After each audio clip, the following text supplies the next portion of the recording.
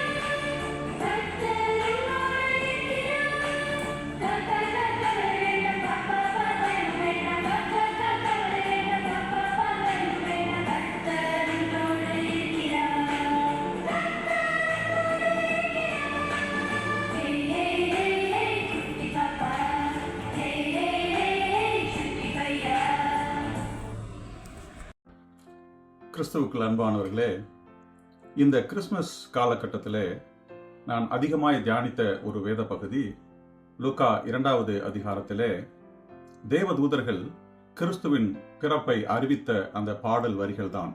உன்னதத்தில் இருக்கிற தேவனுக்கு மகிமை என்று அவர்கள் பாடின போது, கிறிஸ்துமஸ் என்பது வெறும் பண்டிகை அல்ல என்பதும், பல நூற்றாண்டுகளாக பாவத்தின் பிடியிலே இருந்த மனித குலத்தை விடுவிப்பதற்காக இம்மானுவேலாகிய தேவன் நம்மோடு இருக்கிறார் என்ற பொருளுடைய தேவனானவர் நம்மோடு இருக்கும்படியாக நம்முடைய உலகத்திற்குள்ளாக அவர் கடந்து வந்தார் என்பதையும் நமக்கு நினைப்பூட்டுகிறதாக இருக்கிறது. கிறிஸ்துவின் பிறப்பை வணிகமயமாக்கிவிட்ட இந்த காலத்திலே தேவனுக்கு மகிமையை கொடுக்கிறவர்களாக, அவருடைய மகிமையின் பிரசன்னத்தை நம்முடைய வாழ்க்கையிலே வெளிப்படுத்துகிறவர்களாக தேவன் நம்மை வாழ அழைக்கிறார் என்பதை இந்த கிறிஸ்துமஸ் காலம் நமக்கு நினைவூட்டுகிறது. அன்பானவர்களே, இந்த கிறிஸ்துமஸ் காலத்திலே நாம் தேவனுக்கு மகிமையை கொடுக்கிறவர்களாக வாழும்படியாக கர்த்தர் இந்த காலங்களை நமக்கு ஆசீர்வதித்து கொடுப்பாராக.